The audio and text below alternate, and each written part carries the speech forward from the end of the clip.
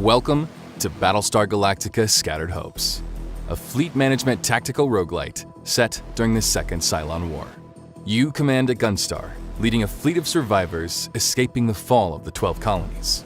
With the Cylon fleet hunting you relentlessly, your only chance to survive is to rejoin humanity's last hope, the Battlestar Galactica. In this gameplay overview video, we'll take a detailed look at the game's major systems and how they shape the unique trajectory of your runs. In Scattered Hopes, the core gameplay loop is structured by alternating phases of fleet management and combat. Fleet management phases offer a limited number of turns to prepare for the next Cylon encounter. During this phase, you'll manage scarce resources, upgrade your Gunstar and squadrons, train your crew, and explore points of interest. Various crises and in-fleet situations will also confront you with hard choices, affecting your fleet's survival odds. As commander, there are elements you'll need to monitor constantly to inform your decisions. First and foremost, the countdown until the next Cylon attack. Time is perhaps your most valuable resource in each safe sector. With each action costing turns and time-sensitive issues emerging constantly, you must prioritize your decisions, knowing the Cylons are inexorably closing in. Your fleet's overall status can be checked here. The hull bar shows how much damage your Gunstar can withstand in combat, whereas the fleet's health bar represents your survivors on board, their health and living conditions. Your run will end should any of these deplete entirely, your fleet will be destroyed, and all survivors aboard will die. Resources are the lifeblood of your survival. Scrap is used as general currency and as material for upgrades. Supplies are needed to solve urgent situations on board. Nukes serve as powerful wipeout attacks in combat. Tilium fuels faster-than-light jumps in combat and to explore points of interest. Aside from nukes, all resources can be produced passively by your Gunstar and civilian ships after each jump, should they survive combat. You won't be alone in this perilous mission to rejoin the Galactica. You can rely on your heroes, officers, and high-profile crew members that you can trust with important missions in and out of combat. These characters may be outstanding individuals with skills surpassing most, but they remain human. You'll need to keep an eye on their health and morale. Survivors in your fleet come from all walks of life: military, civilians, and even outlaws. Keeping an eye on in-fleet politics is vital to your fleet's survival, as a faction's influence and the rapport it has with you will greatly influence events triggered in your run. Situations are various events that happen on board, ranging from hull breaches, fires, Cylon onboardings, illness, or general crowd panic. These can occur spontaneously, or as a result of your failing relationship with a faction.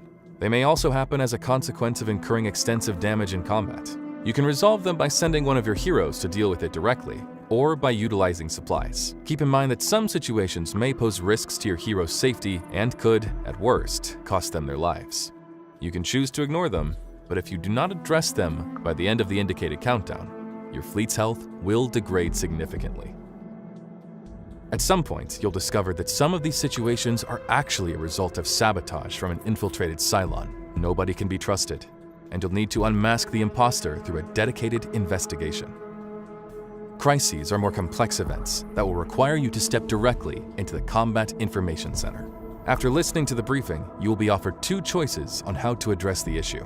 One will trigger an objective-based, time-limited mission where you'll need to accomplish various tasks. Fail to check off all objectives on the list, and you will face harsh consequences.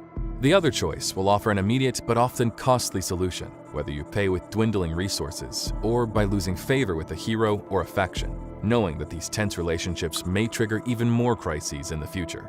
Crises test your ability to weigh the outcomes of each choice and measure their impact on your fleet's immediate and future needs. Sacrifices will always be necessary, but which are you ready to make? On the flip side of crises, opportunities are events that can reward you with positive effects, such as additional resources and improvements to your fleet. They also require tasks to be completed within a limited time frame, but in this case, failure does not come with negative consequences. Once per sector, decisions that make you fall out of favor with a faction or a hero can be slightly counterbalanced by spending time in the bar. Ambrosia has a way of loosening tongues and bringing enemies together, after all. Points of interest will vary across the different sectors you jump to. They can present a reliable way to replenish your resources at the cost of burning Tilium. Some POIs also offer strategic additions to your fleet, such as new squadrons, Gunstar weapons, heroes, and even civilian ships.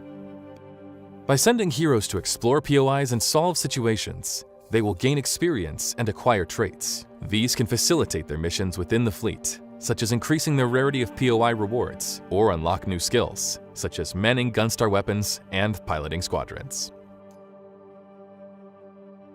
Squadrons are your first line of defense and will brave enemy fire repeatedly. Here in the hangar, you can oversee their repairs, assign a designated pilot, and choose their next upgrade. Squadron perks. Some improve base specs, while others offer unique skills and passives that give an extra edge in combat. You can also manage your Gunstar weapon setup focusing on single target damage or large AoEs. Given sufficient scrap, your R&D department can work on meaningful upgrades to your fleet, such as strengthening the hull of your Gunstar and expanding your squadron and weapon slots. They can also work on upgrades specific to your Gunstar model. Fleet upgrades can also come from auxiliary systems, which offer permanent buffs to both management and combat actions. Combat phases are asymmetrical fights, where the Cylon fleet overwhelmingly outnumbers you. During the 2 minutes it takes for FTL calculations to compute, you'll need to defend your fleet in real-time combat with tactical pause, until you can jump to the next safe sector. You likely won't get away from these fights unscathed, and will need to deal with damage sustained in the next fleet management phase. During the deployment phase, you'll need to determine the optimal squadron and Gunstar loadout for this encounter. Thankfully, the Dratus system will show you a preview of the enemies as they spawn. Combat is in real time, and you'll need to command multiple squadron units and weapons at once. Using real-time pause will allow you to assess the flow of the battle more efficiently. You can use this function at any time, testing each move with ballistic previews before you commit. Each of your squadrons has its own strengths and weaknesses. Not only do their base specs differ, but their unique perks, EMP, camouflage, on-field repairs, determine their strategic value during combat.